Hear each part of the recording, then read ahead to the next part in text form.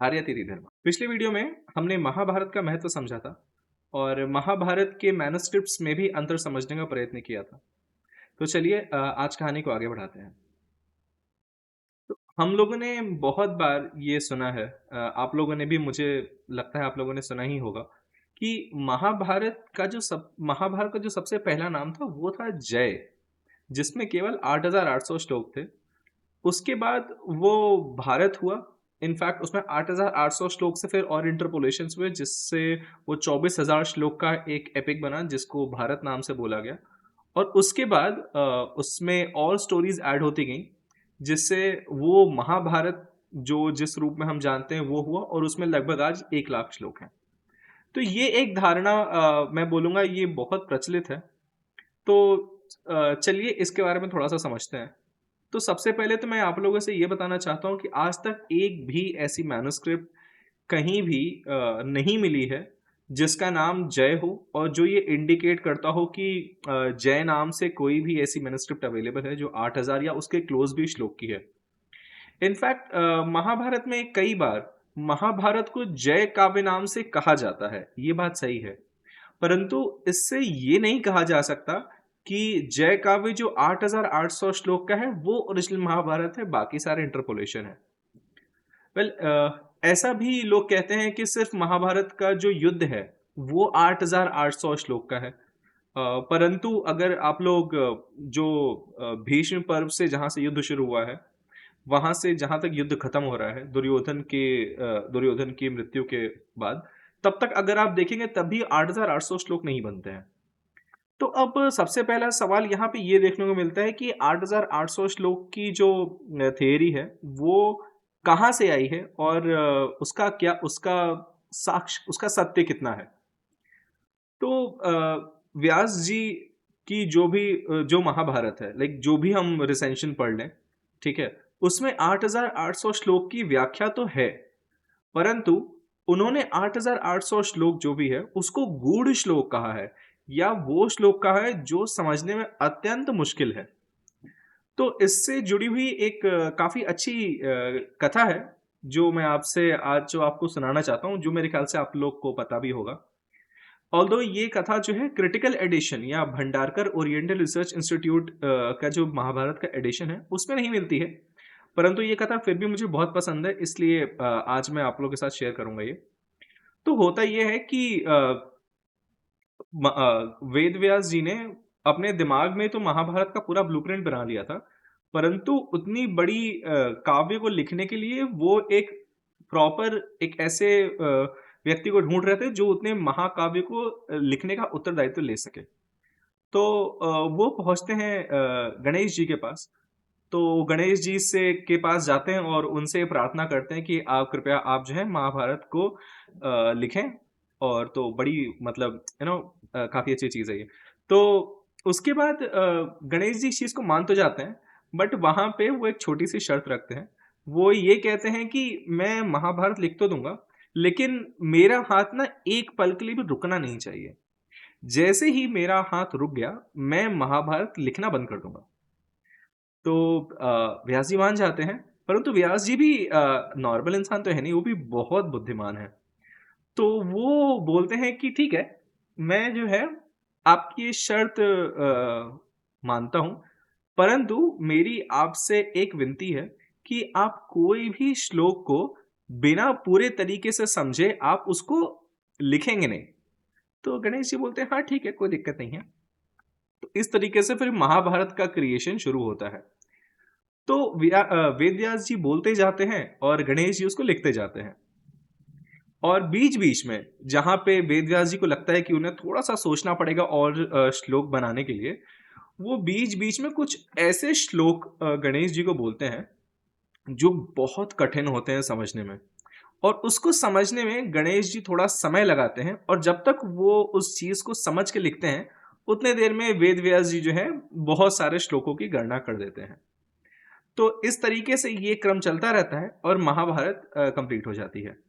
तो वो जो अत्यंत कठिन श्लोक हैं जो वेद व्यास जी ने बनाए थे बीच में इस कहानी के हिसाब से, ताकि गणेश जी को सोचने में थोड़ा समय लगे, वो ही 8,800 श्लोक हैं जिनको व्यास महाभारत में गूढ़ श्लोक कहा गया है। और अब मुझे एग्जैक्टली पता नहीं है कि ये थियरी किसने बना दी है, बट ये थियरी का जो मूल तत्व है 8800 श्लोक का जय वाला, वो यहीं से निकल के आता है। तो इसके बाद आते हैं भारत पे। तो ये भारत की बात कहाँ से आती है? तो महाभारत में देखा जाए तो दो टाइप की कथाएं आती हैं। एक है मूल कथा, जो मेन स्टोरी है, जो पांडवों और कौरवों की वंशावली है और उनके बीच में जितने भी संघर्ष हुए, जो स्ट्रगल्स हैं, उसके बारे में बात करता है, इंक्लूडिंग युद्ध एंड भगवत गीता। और उसके बाद साइड डिस्कोर्सेज हैं, मतलब कि ये वो कथाएं हैं जो मेन स्टोरी से रिलेटेड तो नहीं है, लेकिन मेन स्टोरी में किसी पात्र ने या किसी ऋषि ने या आपस में ही कोई कथा अगर सुनाई हो या कोई प्रवचन दिया हो या कुछ दिया हो, तो वो भी साइड डिस्कोर्स के नाम से आता है। जो देखा जाए तो वो पूरा एक महाभारत का ही पार्ट है। तो भारत जो जो 24,000 श्लोक है, वो केवल मेन स्टोरी जो है उसके श्लोक का काउंट आता है 24,000 श्लोक। ठीक है।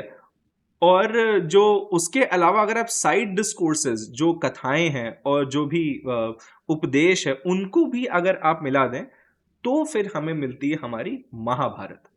तो ये कहना सही नहीं होगा कि जय पहले आई फिर भारत आई, उसके बाद लोगों ने इंटरपोलेट करके महाभारत बोला।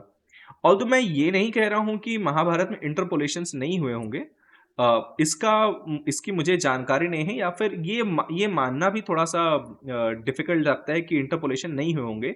बट कथा इटसेल्फ में कहीं भी हमें ये कोई प्रूफ नहीं मिलता है, जैसा कि जय भारत और महाभारत नाम की जो भ्रांतियां लोगों में फैली हुई हैं।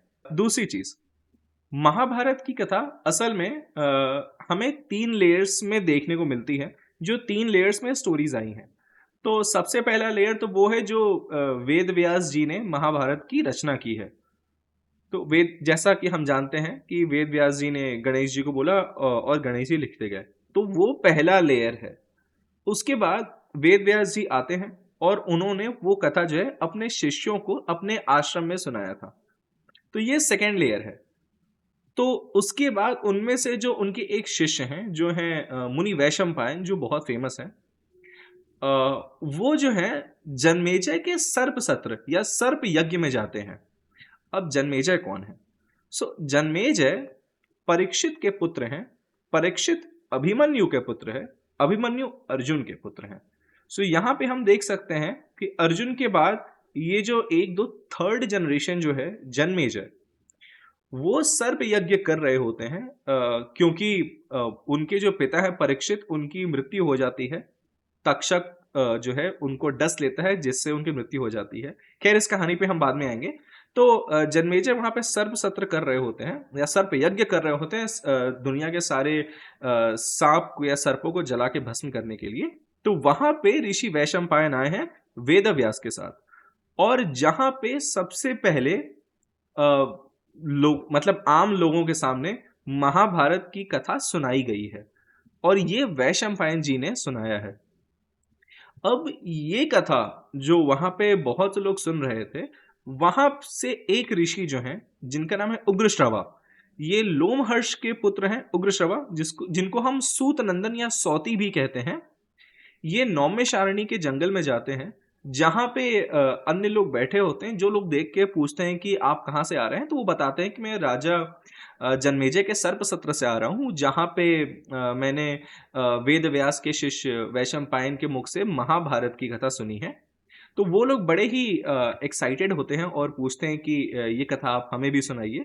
तो वहां से फिर जो ऋषि उग्रश्रवा हैं, वो फिर ये कथा और सुनाते हैं। तो यहाँ पे हमें देखने को मिल रहा है कि महाभारत की कथा 3 लेयर में है। पहली वेदव्यास, दूसरी वेदव्यास से सुन के वैशंपायन, और वैशंपायन से सुन के उग्रश्रवा, और उग्रश्रवा से फिर हमें आ रही है। तो अब इसमें जो है एक प्रश्न ये उठता है कि वैशंपायन ने जो कथा सारी सुनाई है, वो सारी एग्जैक्टली वैसे ही है जैसे वेद व्यास ने लिखी थी? ये भी तो हो सकता है कि उसमें कुछ गलती हुई हो। तो अगर ऐसा कुछ है, तो उसका निवारण कैसे किया जा सकता है? तो वैशंपायन मुनि जो हैं वो ऋषि व्यास के साथ ही जन्मेजय के सर्प सत्र पे आए थे और उनके सामने ये सारी कथा सुनाई थी। तो अगर वहां पे उनसे कोई भी त्रुटि या गलती होती तो वेद व्यास जी ने वहीं पे करेक्ट कर दिया होता कि नहीं, ये कथा ऐसे नहीं ऐसी है, यहाँ पे कुछ मिसिंग है।